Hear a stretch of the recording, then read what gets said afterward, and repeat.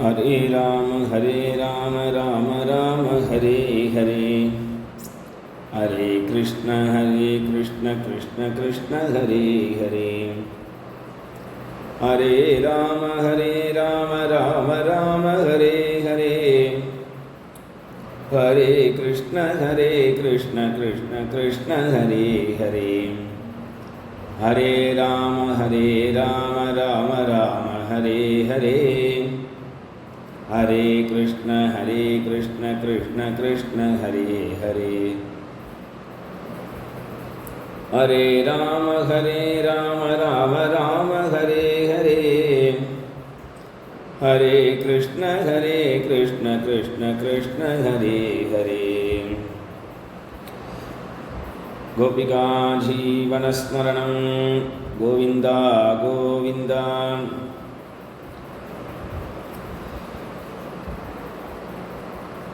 श्रीवासरङ्गपरकालमुनित्रयाप्तलक्ष्मात्मरक्षणेदित्वैगाघमान्तम् आचार्यभक्तिपरिपूतमनर्गशीलं गोपालदेशिकमुनिं गुरुमाश्रयामः। प्रेमप्रदानैकविचक्षणाभ्याम् अनन्यभक्तैः अभिवन्दिताभ्यां मदीयचित्तासनशोभिताभ्यां नमो नमः प्रेमिकपादुकाभ्याम्। प्रह्लादनारदपराशरपुण्डरीकव्यासाम्बरीशशुकशौनकविष्मदाभ्याम् रुक्माङ्गदार्जुनवसिष्ठविभीषणादीन् पुण्यानिमान् परमभागवतान् स्मरामि। ध्येयं सदा परिभवग्नमभीष्टदोहं तीर्थास्पदं शिवविरिञ्चिनुतं शरण्यं भृत्यार्तिहं प्रणतपालभवाब्धिबोधं वन्दे महापुरुषते चरणारविन्दम्। त्यक्त्वा सुदुस्त्यजसुनेप्सितराज्यलक्ष्मीं धर्मिष्ठ आर्यवचसा यदगात् अरण्यम् मायामृगं दैतयेत्सितमन्वधावत् वन्दे महापुरुषते चरणारविन्दम्। श्यामं हिरण्यपरिधिं वनमाल्यपर्घधातुप्रवालनटवेशमनुव्रतांसे विन्यस्तहस्तमितरेण धुनानमक्षं कर्णोत्पलालककपोलमुखाब्जहासं। कृष्णाय वासुदेवाय देवकीनन्दनाय च नन्दगोपकुमाराय गोविन्दाय नमो नमः। नामसङ्कीर्तनं यस्य सर्वपापप्रणाशनं प्रणामो दुःखशमनः तं नमामि हरिं परम्। गोपिका जीवनस्मरणं गोविन्दा गोविन्दा।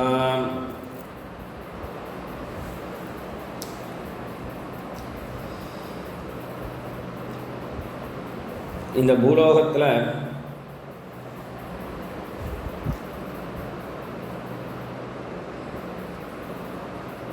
பிறக்கும் பொழுதே சில குழந்தைகளை கர்ப்பஸ்ரீமான் என்று சொல்லப்படுறது உண்டு வழக்கத்தில்.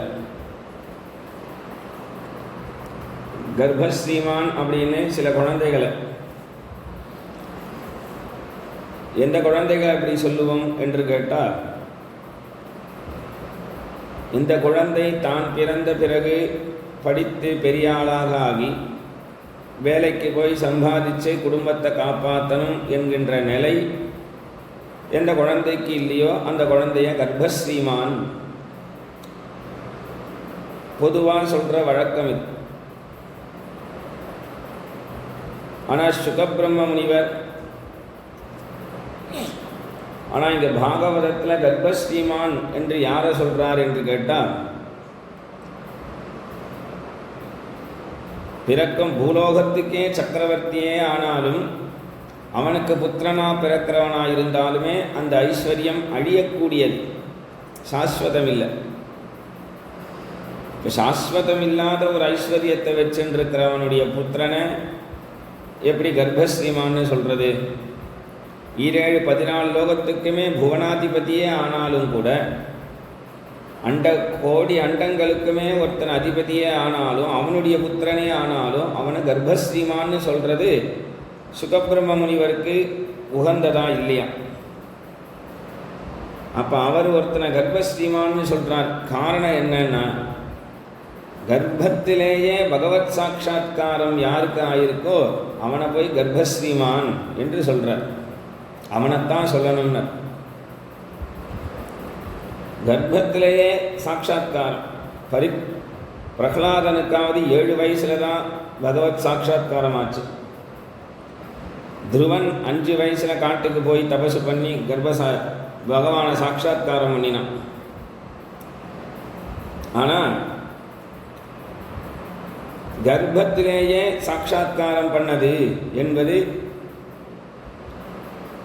பரீட்சித் ராஜாவுக்கு தான். அவனைத்தான் கர்ப்பஸ்ரீமான் அப்படின்னு பெருமாள் இங்கே சுகபிரம்ம முனிவர் சொல்கிறார்.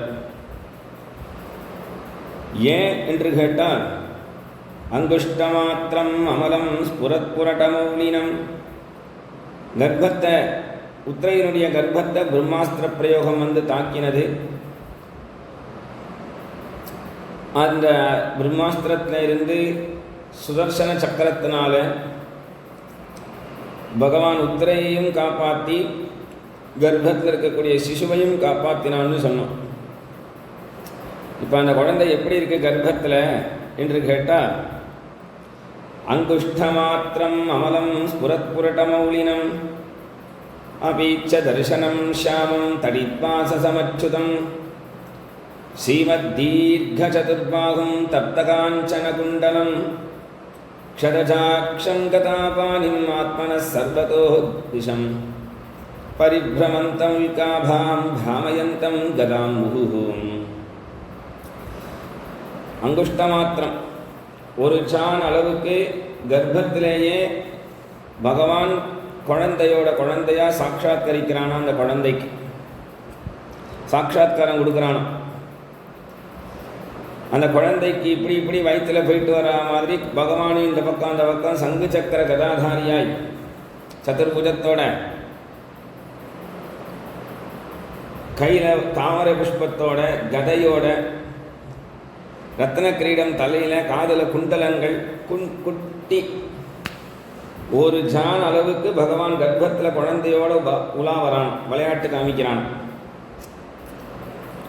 ஒரு ஜான் அளவுக்கு இப்படி இருந்தால்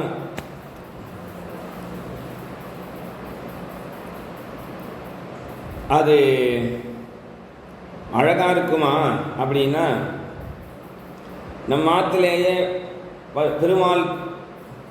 பெருமாள் வச்சுட்டு இருப்போமே, அந்த பெருமாள் பார்த்தா இத்தனோண்டு விக்கிரகம், இவ்வளோ பெரிய விக்கிரகம், இப்படி விக்கிரகம்லாம் இருக்குமே, அந்த விக்கிரகம் எவ்வளோ அழகாக இருக்குது. ஒரு சிற்பி ஒருத்தன் செய்கிறான், அவனே அந்த விக்கிரகத்தை அழகாக பண்ணுறான்னும் பொழுது பகவானே வந்து கர்ப்பவாசம் பண்ணும்போது அழகாக இருக்காதா அந்த குழந்தைக்கு? அப்படியே விளையாட்டு காட்டுறான். மிஷதோ தசமாஸ்ய தத்ரைவ அந்தர்ததே ஹரிஹி. 10 மாதமாச்சு, பகவான் மறைந்து போனான் கர்ப்பத்தில் இருந்து.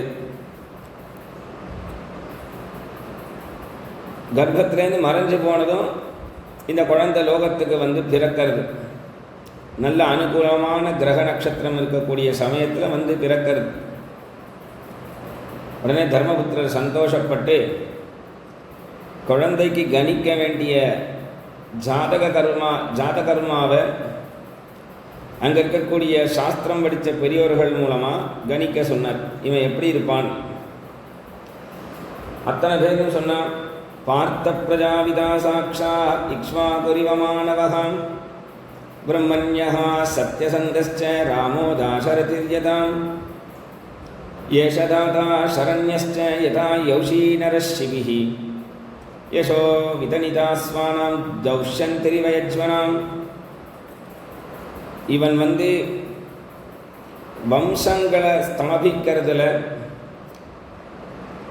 ராஜவம்சங்களை கொண்டு வரக்கூடிய ஒரு கௌரவ விஷயத்தில் இக்ஷ்வாகு வம்சம் மாதிரி கொண்டு வருவான். பிரம்மண்யன் சத்யசந்தன் அப்படின்னாலே எல்லாருக்கும் ராமர் தான் ஞாபகம் வரும். வேத அத்தியனம் பண்ணினவர்களை மதிக்கக்கூடிய விஷயத்திலையும் உண்மையையே பேசக்கூடிய விஷயத்திலையும் ராமரை தான் இவனுக்கு தெரியும், எல்லாருக்கும் தெரியும். அந்த ராமர் மாதிரி குணம் பொருந்தியவனாக இருப்பான். அதுக்கப்புறம் சிவபெருமான போல சீக்கிரம் குளிர்ந்தவனாக இருப்பான். பிரஹ்லாத இவ சத்கிரகா, பிரஹ்லாதன் மாதிரி சத்விஷயத்தில் அடம் பிடிக்கக்கூடியவனாக இருப்பான்.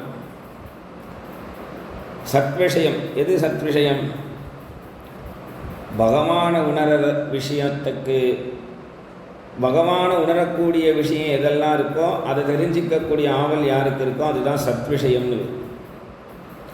அதில் இவன் பிடிவாதமாக இருப்பான். அசத் விஷயத்துக்கே போகமாட்டான். அப்புறம் யயாதி மகாராஜா போல தர்மத்தில் சிறந்தவனாக இருப்பான். கர்மனா தேன சந்தனுகுன்னு தொட்ட இடங்கள்லாம் சந்தனு மகாராஜாவுடைய கை எப்படி தங்கமாகுமோ அதுபோல தங்க கை உடையவனாக இருப்பான். தர்மபுத்திரா, உன்னை போல பரமசாந்தனாக இருப்பான். அர்ஜுனனை போல, கார்த்தவீரியார்ஜுனனை போல நிகரற்ற வில்லாளியாக இருப்பான். பீமனை போல கதா யுத்தத்தில் சிறந்தவனாக இருப்பான். பலி சக்கரவர்த்தியை போல தானம் பண்ணக்கூடிய விஷயத்தில் தாத்தாவாக இருப்பான். கண்ணபிரானை போல சகல குண கல்யாண சம்பன்னனாக இருப்பான். ஒரு குழந்தைக்கு எவ்வளவு மகத்துவம்! காரணம் என்னன்னா, கர்ப்பத்திலேயே பகவான் அவனுக்கு அனுகிரகம் பண்ணிட்டார். கர்ப்பத்திலேயே அனுகிரகம் பண்ணினார். இவனுக்கு ஒரு பெயர், 2 பேர் வைக்கிறார். விஷ்ணுராதன் அப்படின்னு ஒரு பேர்.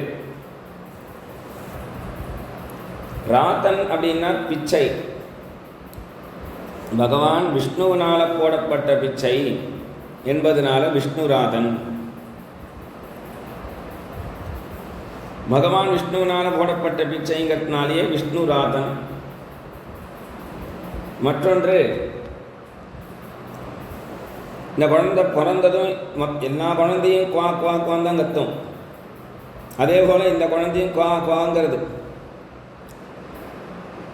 குவா குவானா என்னன்னா எங்கே எங்கே எங்கேன்னு கத்துறது தான். என்னது எங்கே? நான் கர்ப்பத்தில் இருக்கும் பொழுது ஒரு பரமபுருஷனை பார்த்தனே, அவர் எங்கே? பஞ்சபாண்டவர்கள் குழந்தைய கையில் எடுத்து சமாதானம் பண்ணுறா.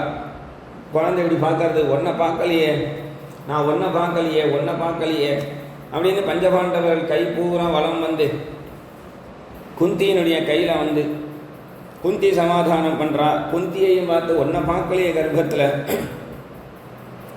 திரௌபதி கையில் வந்தா, திரௌபதியையும் பார்க்கறது, ஒன்றை பார்க்கலையே நான் கர்ப்பத்தில்.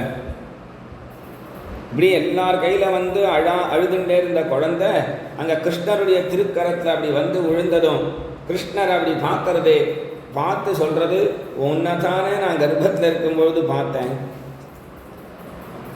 இப்படி பகவானை பரீட்சை பண்ணி கண்டுபிடிச்சதுனாலேயே இந்த குழந்தைக்கு பரீட்சித் அப்படின்னு ஒரு பேர்.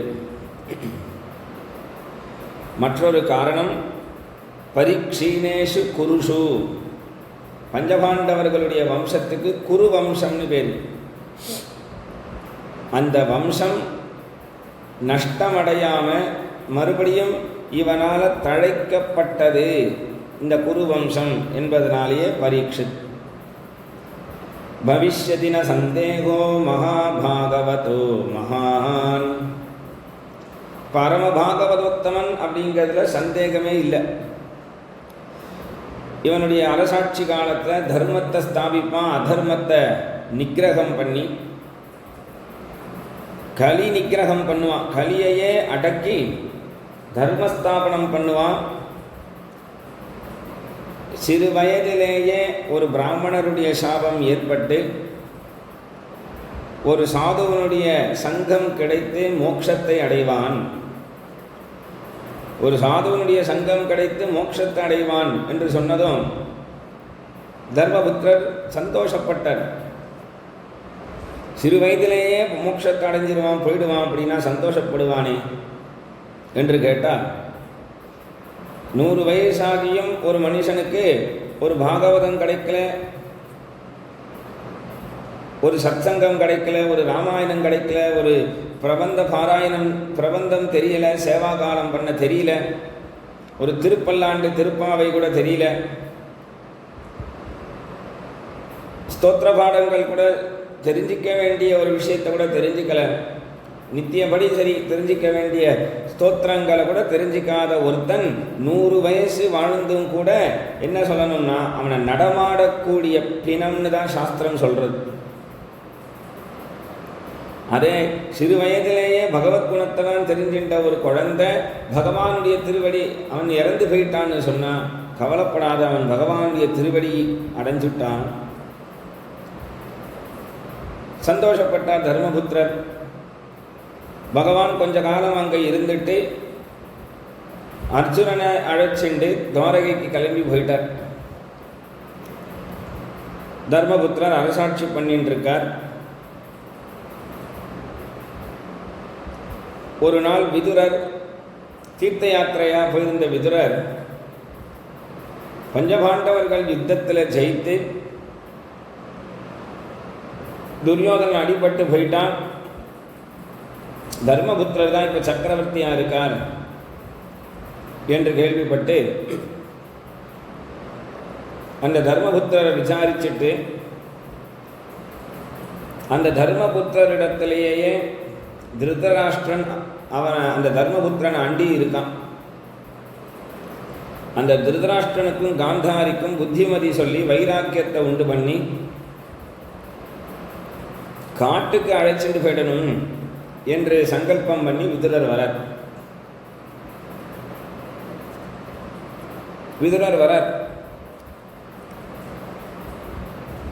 விதுரர் வந்திருக்கார் வாசல்லன்னு கேள்விப்பட்ட தர்மபுத்திரர் பூர்ண கும்ப மரியாதையோடு அவரை போய் அழைக்கிறார். பவத்பிதா பாகவதாம் தீர்த்தபூதா ஸ்வயம் விபோம் தீர்த்தி குர்வந்தி தீர்த்தானி ஸ்வாந்தஸ்தேன கதாபிருதா பவத்விதா பாகவதாக. விதுரரை பார்த்து சொன்னார், தங்களை போன்ற பரம பாகவதோத்தமர்கள் தீர்த்த யாத்திரை பண்ணணுமா? தீர்த்த யாத்திரை அப்படிங்கிறது யாருக்காக? யார் நிறைய பாவம் பண்ணிட்டு இருக்கானோ அந்த பாவத்தை கரைக்கிறதுக்காக தீர்த்த யாத்திரை. சாதுக்கள்லாம் பாவமே இல்லாதவர்கள். அப்ப அந்த சாதுக்கள் போய் தீர்த்த யாத்திரை பண்ணுவானே, என்ன காரணம் அப்படின்னா, சாமானிய மனுஷன் தன் பாவத்தை கரைக்கணும் என்பதற்காக தீர்த்த யாத்திரை பண்ணும் பொழுது அந்த தீர்த்தத்துக்கே ஒரு பாவம் சேர்ந்துடுறதாம்.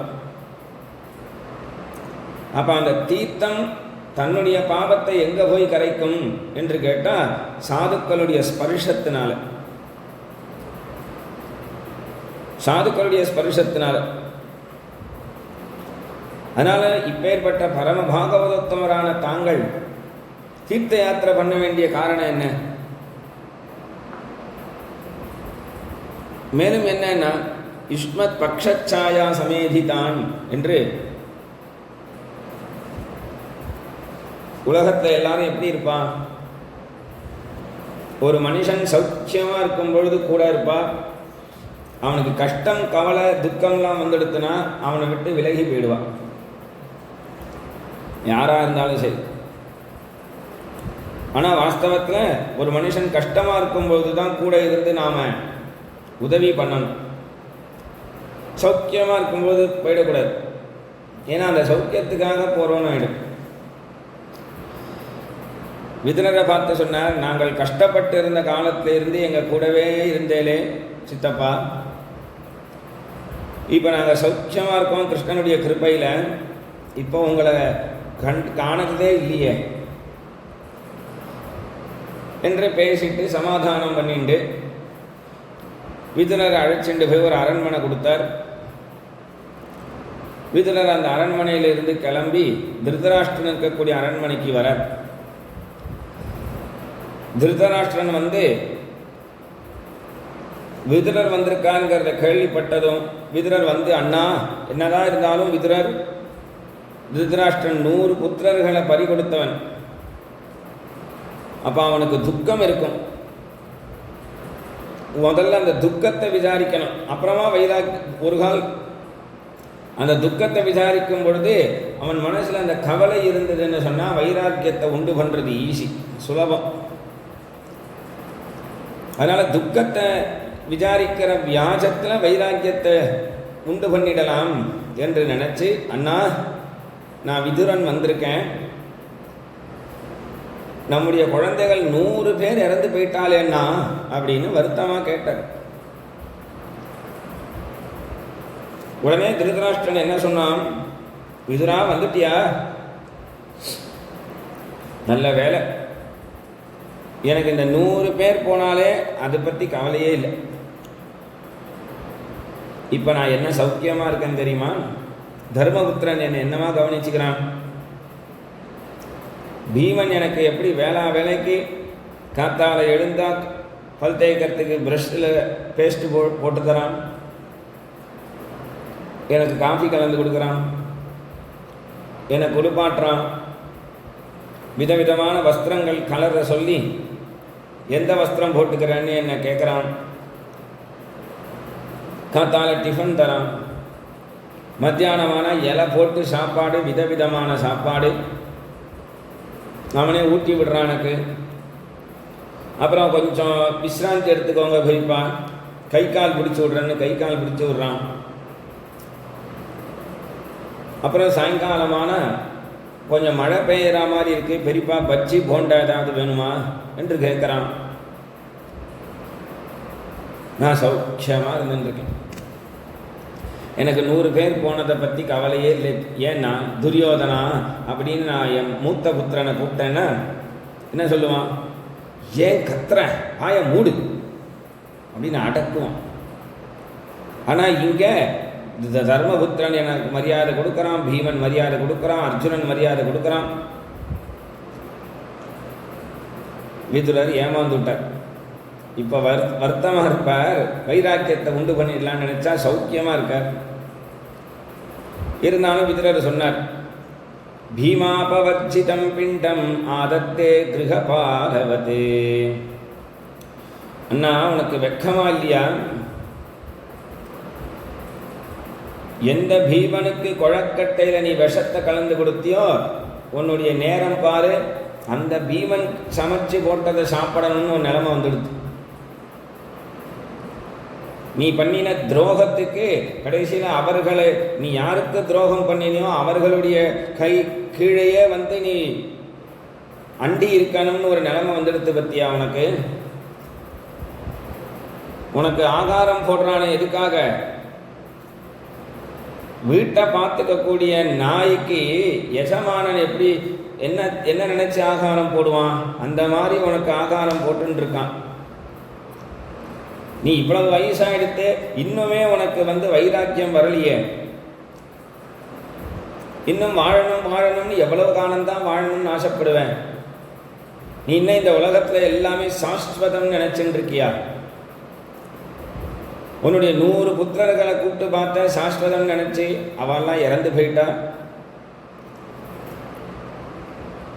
உனக்கு பிறவியிலேயே கண்ணுங்கிற இந்திரியம் உன்னை விட்டு போயிடுத்து.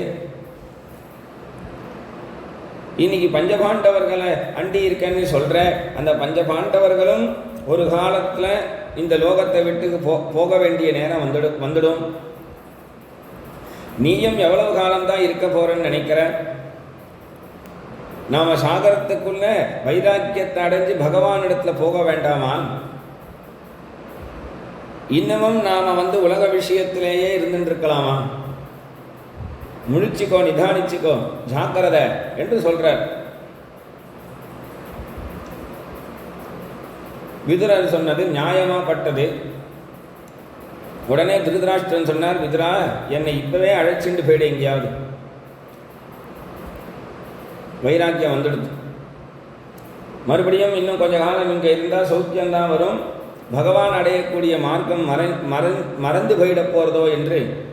ஏன்னா பகவானுடைய பாதையை உணர்த்தும் பொழுது அதை பிடிச்சிக்கிறது தான் புத்திசாலித்தனம். அந்த பாதையை உணர்த்தும் பொழுது பிடிச்சுடணும். அதனால திருதராஷ்டிரன் சொன்னார், உடனே கிளம்பிடலான்னார். இதுதான் நேரம்னு சொல்லி விதுரர் காந்தாரியும் திருதராஷ்டிரனை அழைச்சிண்டு ஹரித்வார் க்ஷேத்திரத்தில் சப்தகங்கா காட் அப்படின்னு இருக்கு இன்னைக்கும். அந்த இடத்துல தான் திருதராஷ்டிரன் உலக சிந்தனையில் எவ்வளவுக்கு எவ்வளவு இருந்தானோ அவ்வளவு எண்ணத்தையும் பகவானுடைய விஷயத்தில் திருப்பிட்டாராம். அந்த சாமர்த்தியம் உண்டாகும். அந்த யோக தாரணை, அந்த தாரணையினால பகவானை நினைச்சு தியானம் பண்ணி சிந்தனை எல்லாத்தையும் பகவானுடைய விஷயமாக மாற்றி திருதராஷ்டிரன் சத்கதி அடைஞ்சுட்டார். இதை பார்த்துட்டே இருந்த காந்தாரி உடன்கட்டை ஏறிட்டான். இவர்கள் 2 பேரும் இப்படி நல்ல கதி அடைஞ்சதை பார்த்த விதுரர் சாட்சாத் யமதர்மனே விதுரரா வந்தார். அந்த யமதர்மனே விதுரரா வந்ததுனால விதுரரும் தன்னுடைய காலத்தை முடிச்சுண்டு அவர் யமலோகத்தை அடைஞ்சுட்டார். எப்பொழுதும் காத்தால பெரியப்பாவான திருதராஷ்டிரனையும் சித்தப்பாவான விதுரரையும் விழுந்து சேவிக்கிறது தர்மபுத்திரருக்கு வழக்கம். இன்னைக்கு காத்தால சேவிக்கலாம்னு வந்து பார்க்கிறார். திருதராஷ்டிரனையும் காணலை, விதுரரையும் காணலை. வாசல்ல இருக்கக்கூடிய சஞ்சயனை பார்த்து கேட்கிறார், திருதராஷ்டிரன் எங்கே போனார் தெரியலையே, பெரியப்பா எங்கே போனார் தெரியலையே, உமக்கு தெரியுமா அப்படின்னா சஞ்சயனுக்கே சொல்லலையாம். அவரே கவலைப்படுறார். அப்படி கவலைப்பட்டுட்டே வாசலுக்கு வரும் பொழுது சாட்சாத் நாரதர் வந்தார். நாரதரை பார்த்து தர்மபுத்திரர் கேட்டார், இது போல என்னுடைய பெரியப்பா சித்தப்பாலாம் எங்கே போனான்னு தெரியல, வயசான காலத்தில் இந்த நேரத்தில் எங்கேயாவது இப்படி தனியாக போயிடுவாளா, அவர்களை நான் பார்த்துக்கணும்னு நினச்சேன், இப்படி முடியாமல் போயிடுத்தேன், எங்கே போனால் தெரியலையேன்னு கவலைப்படுறார். நாரதர் சொன்னார், தர்மபுத்திரா, நீ கவலைப்படுறதுனால எந்த பிரயோஜனமும் ஆக போகிறதில்லை. அவர்களுக்கு வைராக்கியம் வந்துடுத்து வேதாந்த விசாரம் பண்ணணும்னு காட்டுக்கு போயிட்டார். தர்மபுத்திரர் சொன்னார், அதுக்கு தான் இவ்வளோ பெரிய அரண்மனை இருக்கேன், வேதாந்த விசாரம் இங்கேயே பண்ணலாமே, இதுக்கு ஏன் காட்டுக்கு போவானே. தர்மபுத்திரா, கிரகத்தில் இருந்தால் வேதாந்த விசாரம் வராது, சரீர விசாரம் தான் வரும். உடம்பை பார்த்துக்கணும்னு தோணும், கொஞ்சம் அசதியாக இருக்கும், தூங்கலாம்னு தோணும், படுக்க போட்டுக்கலாம்னு தோணும், சௌகரியம் பண்ணிக்கலாம்னு தோணும், அப்புறம் நாளைக்கு பார்த்துக்கலாம் வேதாந்த விசாரம்னு தோணும், அப்புறம் கொஞ்சம் பசிக்கிறதே சாப்பிடலாம்னு தோணும். இப்படியே சரீர விசாரம் இருக்குமே தவிர வேதாந்த விசாரம் வராதுங்க கிரகத்தில். அதனால் அவர்கள் கிளம்பி போயிட்டா. சரி, நான் போய் அழைச்சிட்டு வரேன்னர். பிரயோஜனப்படாது. ஏன்னா அவர்கள் அங்கிருந்து அவர்களுடைய யதாஸ்தானம் லோகத்தை அடைஞ்சுட்டா. இந்த லோகத்தில் தர்மபுத்திரான் எல்லாரும் என்ன ஒரு காரியத்துக்காக இறங்கி வந்து அந்த வேஷத்தை போட்டுண்டு வந்து நடித்தார்களோ அவர்களுக்குரிய வேஷத்தை போட்டுண்டு அந்த நாடகம் முடிஞ்சு போயிடுத்து. நாடகம் முடிஞ்சால் வேஷத்தை கலைக்கணும். அப்படி வேஷத்தை கலைச்சுண்டு அவர்கள் கிளம்பி போயிட்டா. அப்போ தர்மபுத்திரரை பார்த்து சொன்னார், நானும் இந்த லோகத்தை விட்டு போக வேண்டிய நேரம் வந்துடுத்து, நீ ஜாக்கிரதையாயிரு, தைரியமாயிரு, எதற்கும் கலங்காத என்று சொல்லி தர்மபுத்திரர் முன்னாடியே ஸ்ரீ நாரதர் ஆகாச மார்க்கமாக கிளம்பி போயிட்டார். இதை பார்த்துட்டே இந்த தர்மபுத்திரர் கவலைப்பட்டுண்டே சபைக்கு வரார். சபைக்கு வரும்பொழுது பீமனை பார்த்து சொல்றார், சூர்யம் ஹத பிரபம் பஷ்யே கிரகவர்த்தம் மிதோதிவி சசங்குலைர் பூதகணைஹி ஜொலிதே இவ ரோதசி நத்யோ நதாஸ்சக்ஷுபிதாக சராம்சி ச மனாம்சி ச நஜ்வலத்யக்னிராஜ்யேன காலோயம் கிம் விதாஸ்யதி சூர்யம் ஹத பிரபம் பஷ்ய. பீமா, நாரதர் சொன்னதை கேட்டியா? அவர் சொன்னதை கேட்ட பிறகு இந்த லோகத்தை பார்த்தாலே எனக்கு பயமா இருக்கு. மிகவும் பிரகாசமாக இருக்கக்கூடிய சூரியன் இன்றைக்கு மந்தமாக தெரிகிறான். கிரகங்கள் நட்சத்திரங்கள்லாம் அதாவது அந்தந்த இடத்துல இல்லாமல் வேறு வேறு இடத்துக்கு சஞ்சாரம் பண்ண ஆரம்பிக்கிறது தன்னிஷ்டத்துக்கு.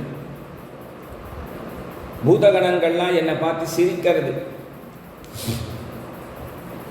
கோவிலில் இருக்கக்கூடிய தெய்வங்கள்லாம் சோபை இழந்திருக்கு. நதிகள்லாம் அலைகள் பொங்கிறது. அவரவர்களுடைய மனசை எப்படி அலபாயுமோ அதிகமாக, அதுபோல ஏதோ ஒரு துக்கம் வரப்போறதோன்னு அலபாயது நதிகள்லாம். எந்த அக்னி குண்டத்தில் நித்தியம் நாம யாகங்கள் பண்ணிட்டு இருப்போமோ, அதில் நெருப்பு அணையாமல் ஒரு இருந்துகிட்டே இருக்குமோ, அந்த நெருப்பு அதனுடைய தேஜஸ் குறைஞ்சின்றே வருது. அக்னிகுண்டத்தில் போட்டிருக்கக்கூடிய ஹவிர் பாகங்கள் எல்லாமே பாதி எரிஞ்சு பாதி எரியாமல் இருக்கு. அதில் ஈக்கெல்லாம் போய் மொய்க்கிறது. அந்த அக்னிகுண்டத்தில் நெருப்பு பிரதட்சணமாக இருக்குமா, அது அப்பிரதட்சணமாக போயிட்டு இருக்கான்.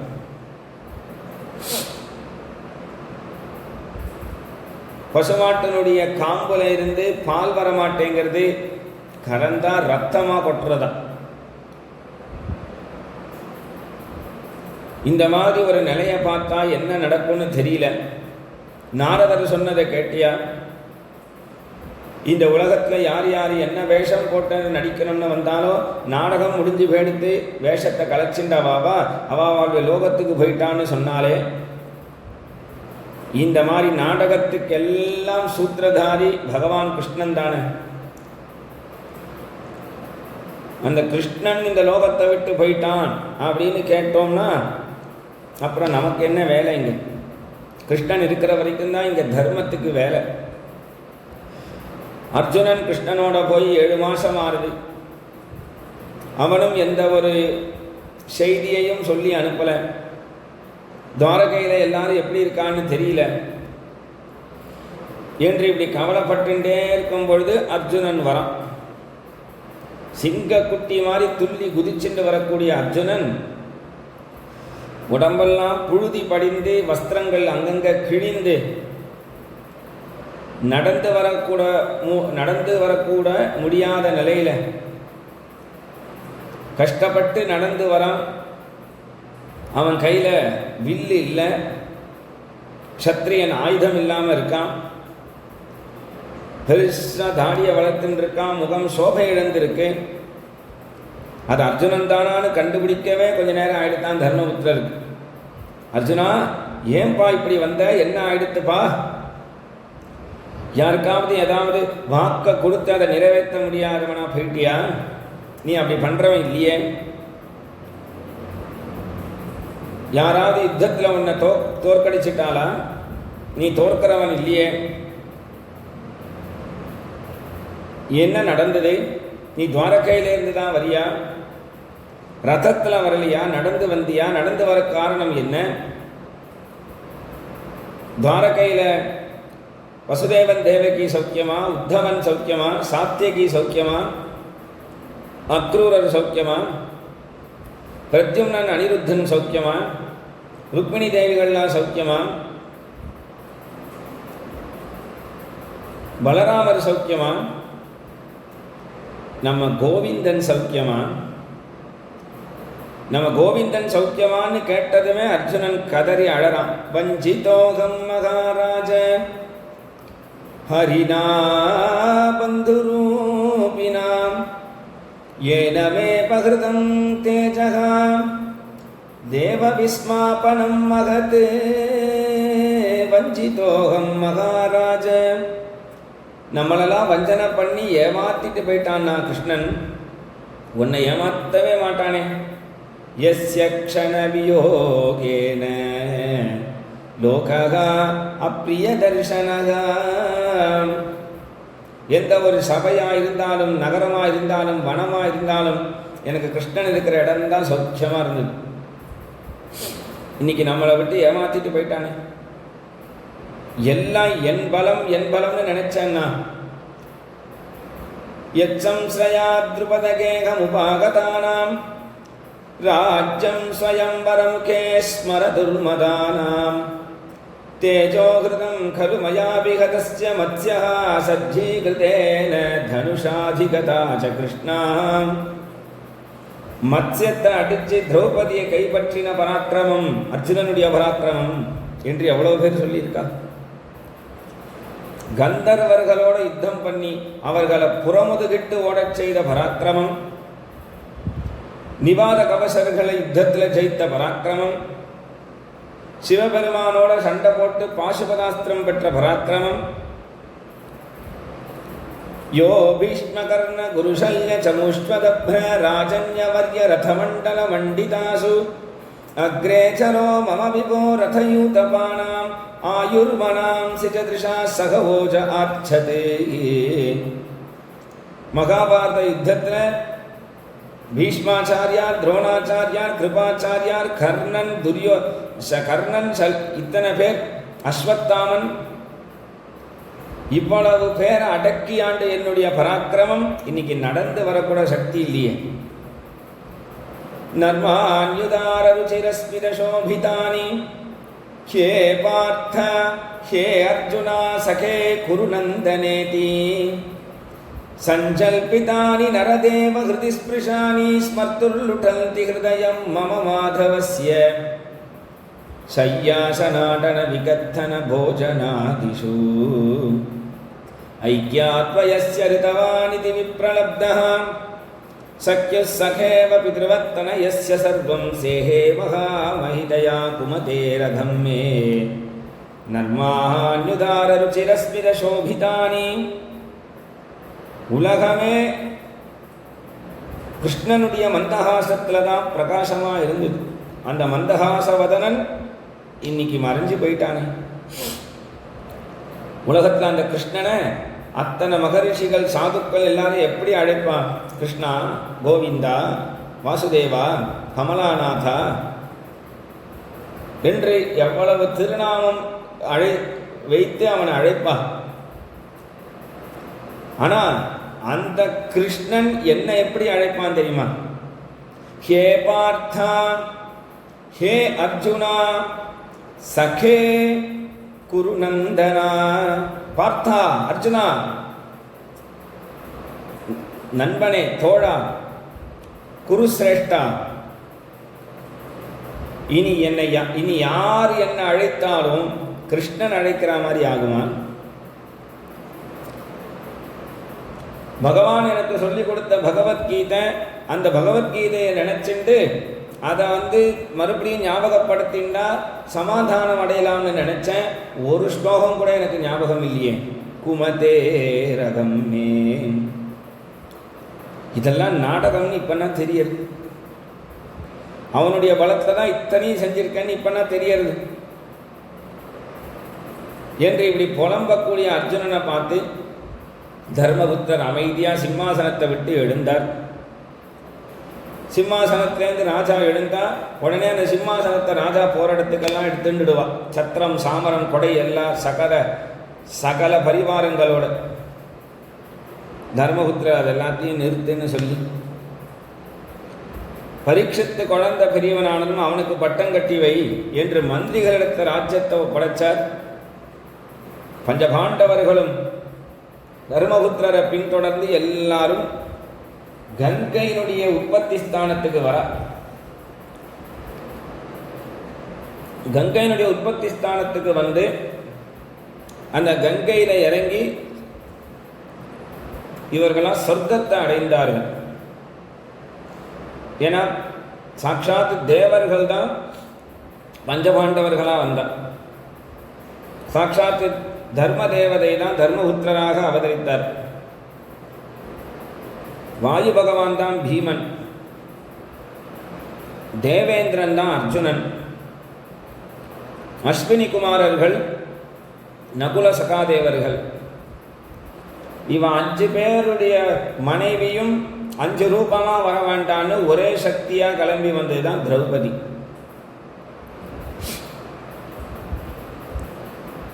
அதனால இவர்கள் சொர்க்கத்தை அடைந்தார்கள். திரௌபதி கிருஷ்ணன் இது போல விட்டுட்டு போயிட்டான், சொர்க்க வைகுண்டத்தை அடைஞ்சிட்டான் என்று கேள்விப்பட்ட திரௌபதி கிருஷ்ணனை நினைச்சு கிருஷ்ணா கோவிந்தான்னு கதறினா. அந்த திரௌபதியும் உயிரை தியாகம் பண்ணினா, சொர்க்கத்தை அடைஞ்சா. குந்தியும் கிருஷ்ணனுடைய திருநாமத்தை சொன்னா, கிருஷ்ணனுடைய சரணத்தையே அடைஞ்சுட்டான். யஸ்ரத்தையை தத் பகவத் பிரியாணாம் பாண்டோ சுதானாமிதி சம்பிரயாணம் ஸ்ருணோத்யலம் ஸ்வஸ்த்யயனம் பவித்ரம் லப்த்வா ஹரௌ பக்தி முபைதி சித்திம். யஸ்ரத்தையை தத் பகவத் பிரியாணாம் பாண்டோ சுதானாமிதி சம்பிரயாணம். யார் இந்த பரீட்சித்தினுடைய இந்த உபாக்கியானத்தை, பஞ்சபாண்டவர்களுடைய சொர்க்க ஆரோகணத்தை, பகவானுக்கு பிடித்ததான இந்த சரித்திரத்தை யார் கேட்கிறார்களோ அவர்கள் பவித்திரமா ஆவார்கள். அவர்களுக்கு பக்தி உண்டாகும் பகவானிடத்தில். ஸ்ருணோத்யலம் ஸ்வஸ்த்யயனம் பவித்ரம் லப்த்வாஹரவ் பக்தி உபைதி சித்திம். பகவானிடத்தில், ஸ்ரீ கிருஷ்ணனிடத்தில், ஸ்ரீமன் நாராயணனிடத்தில் அவர்களுக்கு பக்தி உண்டாகும் என்று பஞ்சபாண்டவர்களுடைய சொர்க்க ஆரோகணத்தை இந்த கட்டத்தில் சொல்கிறார். இதோட இன்றைக்கு உபன்யாசத்தை நிறுத்திப்போம். கோபிகா ஜீவனஸ்மரணம். கோவிந்தா கோவிந்தா.